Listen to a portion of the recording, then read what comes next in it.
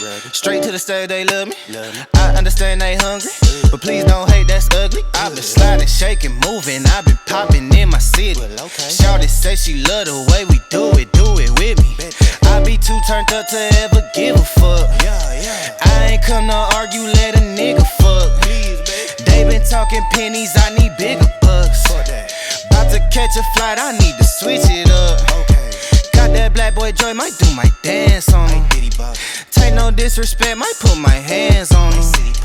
Hit this chicken, now she wanna marry me. But she gon' need some closure and some therapy. Came back to the city with my bank account on F. Giving rappers hell, I know they happy that I left. Hit the south in winter, I just put down my deposit. 82 degrees, I left that jacket in my closet. I'm in the mood for a switch up. I hit the function, hit the rose till I hiccup.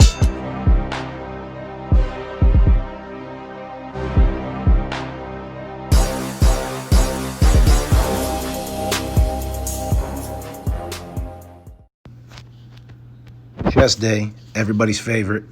You already know my warm-up scheme. Lightweight, high reps, working up in a pyramid fashion to a heavy single. We're calling it a RPE 9. RPE is rate of perceived exertion. A 10 would be all-out, 1-rep max, grinding, eyeballs popping out. You see Jesus.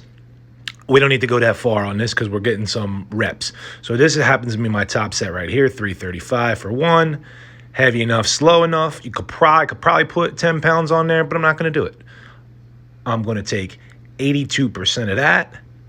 Quick calculator math gives me 275-ish for 5 sets of 5. This way, the nervous system is ready for something heavy, and it makes your working sets feel lighter. And I was able to get 5 sets here. So just following my progression is another one of my strength progression models of 3 sets of 3, 3 sets of 5, 5 sets of 5, and then you add weight and go back to 3 sets of 3.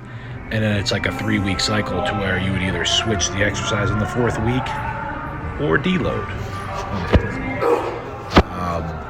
Just pumping out 5 sets of 5. Got a little sky cam action going on here. As you see, I'm still using the shoulder block there so I don't go too low and fucking rip my shit up. Then we move on to dumbbell press, but today I'm going super high incline. That's only 1 or 2 clicks down from the top. Really high incline to just keep it on the upper pecs. I play with little decline, flat. My favorite incline is 1 click up, like 30 degrees, a slight incline, because I can get my chest up really high and do the most amount of weight on there. This is even more than the 45-degree standard incline. I'm going super high here, but it's still a real nice stretch. You're getting a lot of front delts, a lot of the front of your shoulder, and really keeping it on upper pecs. Crushing shit here. So mixing the different angles of where the elbow is and where the seat is just going to get different angles of the pecs. You got the upper pecs is the clavicular side. Then you got the sternal end, which goes towards the middle. And then the costal pec fibers that come down. So you got basically lower, middle, and upper pec fibers, and I try to hit them all almost on every workout just by switching up, like I said, angles of the bench, angles of the cable, angles of the elbows, and just different lines of pressing. So just a nice 3 sets of 12 here. I actually like this high incline. Like I said, my favorite is the low incline, but this is a good switch up. Because, I mean, I'm still throwing the hundreds around here, but this is a good way to let you use less weight and get a nicer pump on those upper pecs. See, I'm not even contracting the lower pecs really at all. Elbows are coming out instead of too tucked in, but at least we're squeezing that upper chest towards the collarbone. Like I said, those clavicular fibers for those sweet, juicy upper pecs. Weighted dips. We've been watching some high rep dips. And now just moving into weighted dips. So it's only 3 sets of 5, nothing crazy. I mean, by now, this video is old. By now, I've already gotten up to 3 plates on the weighted dips for, 5 to 8 reps. So here, just to show you, I always do the first set, always with body weight to feel out where we're going. And this day just happened to be 3 sets of 5 with a plate. The key for the dips is to jump to the top to start and flex your triceps. Take in a big breath and then change directions when the upper arm bone is basically parallel with the dip bar. So you got 90 degrees with the arm bones and exhaling on the press. But really always start from the top. You don't want to start from that bottom stretch position. See how I lock in the triceps here, and then I breathe and get a slow eccentric, meaning lowering myself, and a hard exhale on the press. And I'm getting plenty of pecs here. I'm getting plenty of lower pecs here. Total chest development, but my brain is thinking triceps. So you already know I love the fucking cable flies, but this is probably the best way to do it because you're going to take advantage of not only all the fibers, but this is called a mechanical drop set, okay? So a drop set is when you're doing an exercise and the exercise stays the same and you drop the weight to continue the set. Mechanical drop set, the weight stays the same, but I'm changing the angles so it's easier as we go to continue the set. So we start with where it's hardest on the squeeze, and then we're moving out. So as you see, the further we move out, the more stretch there is on the pecs, and we'll go over it again on the second set where we're doing them in order. This is just getting a real nice stretch here. So as you see, I'm pressing down for the first one to get the lower pec fibers. You could, lean back a little more and just squeeze the chest there. This is going to be the absolute hardest spot where you're getting the biggest squeeze on the inner pecs. All right. Then as you walk out a little bit, it gets a little bit easier, and we're overloading the mid-range here. So it's like a medium amount of stretch and a medium amount of squeeze, overloading the mid-range, where when we're back close to the cable, it's overloading the squeeze or the shortened position. Now I'm walking out super far, so it's the third mechanical drop, and I'm getting a huge stretch. It's easier because the weight is farther from the cable, so that the weight feels like it drops off a little bit when you're squeezing the chest. But since it's now behind you, I'm getting a nasty stretch. So you're getting the optimal stretch, the optimal squeeze, hitting lower, middle, and upper pec fibers. And like I said, overloading the stretch position, the mid-range position, and the shortened position. I don't know why I was coming down with my arms here. I guess just targeting the lower pecs. But like I said, you could really just step back and push. So right here, it's kind of like a decent stretch, hard in the mid-range. Just kind of feels like a pec deck machine in this mid portion right here. Stepping out just a couple feet, not in line with the cable anymore. In line with the cable is just a full-blown squeeze of the inner chest. And then out here, look at this stretch. Boom, that's just getting out by the shoulder, stretching the shit out of the pecs.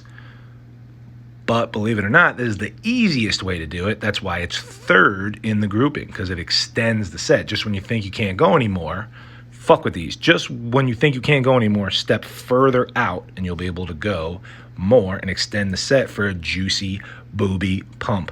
Now we're fucking with the Smith machine here, but this is just so I can get to failure on close grip bench. I treat the Smith machine just like any other fucking machine. I wouldn't squat, bench, or deadlift in it, but right here I'm using it for triceps. I've used it for shoulders, maybe even some rows. It's just a machine. We're not using it for like I said, the big movements.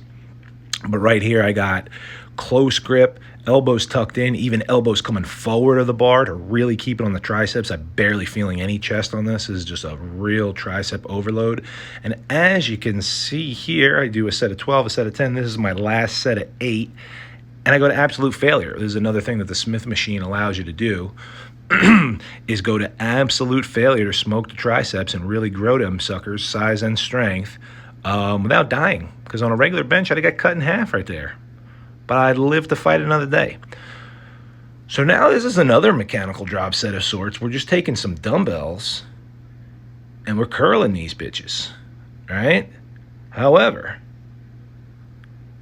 once we can't curl no more, I should have sped this up. I don't know why you guys want to watch this shit. Once you can't curl no more, I'm not even alternating. I'm going both hands. The shoulder blades are locked down and back. Elbows are locked to my sides. And with the regular ass curls, once we can't go no more, we switch to palms facing each other, and we keep on going right here with hammer curls, all right? With the palms up, it's not a full supination, meaning we're not going from a full stretch to the pinkies up, wrist turn up, shoulder coming up, full stretch. I was kind of just keeping the palms up. But then when you turn to palms facing each other for hammer curls, you're able to extend the set.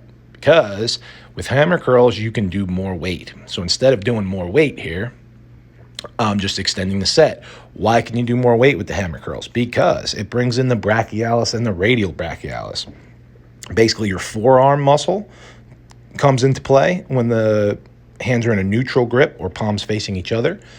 And also the brachialis, which is a small fucking like tennis ball size muscle in between the, well, maybe like a golf ball size, depending on how big you are, in between the bicep and the tricep. So that really comes in to not only shape that sucker up, but to assist and extend the set. So I'm swinging here. I'm using a little body English, and I'm keeping it real mid-range for constant tension. But definitely try these. Once you think you can't go no more, and then look, I couldn't go anymore, so I went alternating just to keep extending the set. It's all about blood flow. When you got a small muscle group, you're going more blood flow is more nutrients is more growth to the area. Well, that's a stupid pump. Goddamn. And then, shit, guess we got a whole nother set here. And now, since I'm tired, the first two sets, as you saw, I was going both arms at a time, so there was no rest. Now it's getting a little heavier, and I'm getting a little tired, so I'm alternating. And, you know, not too much body English, but a little swing. I lean to the side just because my upper arms are small, and I want that elbow path to come straight down so everything's lined up with gravity and nothing's turned in. As you see, I don't need to do that with the hammer curls because they turn in naturally because of the wrist position and how you're holding them. Like I said, if I was doing these for concentration, I wouldn't be swinging them around and using momentum like this. But to extend the set, getting a little cheat curls going on, absolutely fine because I'm already super pumped and we're just finishing stuff off. Oh, yeah, baby. Burning. All right, last exercise of the day. You know I love doing the tricep pushdowns and then spinning around and going overhead for the triceps. But if you have a dual handle like this, you see me use this for rear delts, upper back, lats, rows, all kind of shit. I fucking love this for triceps. It's bigger than the rope, and it has you, and the rope only allows you to go palms facing each other, like a neutral wrist position. These guys allow you not only to go palms down, which is like a pronated wrist position, but they give you a little freedom so the wrist and the elbow can move and you're not snapping your shit up and getting all kind of tendinitis and hating life. We're just getting big, juicy horseshoe triceps. So 15 pushing down for a shortened position, and then right away 15 overhead for the lengthened position. Once again, you're heavier overhead in the stretch position, so you do it second so you can extend the set. I think the theme of today is extending the set through mechanical drop sets, making shit hard in the beginning, and when you get tired, just making it easier so you can continue the fucking set. Use these dual handles anytime you see them. They're fun, they're safe for kicking ass. Like my shit, share my shit. I know you're already subscribed. Drop some fucking questions in the comments section. And, hit me up on Instagram. Email me some questions. Whatever you fucking need. I'm taking everything to failure on these last sets, baby.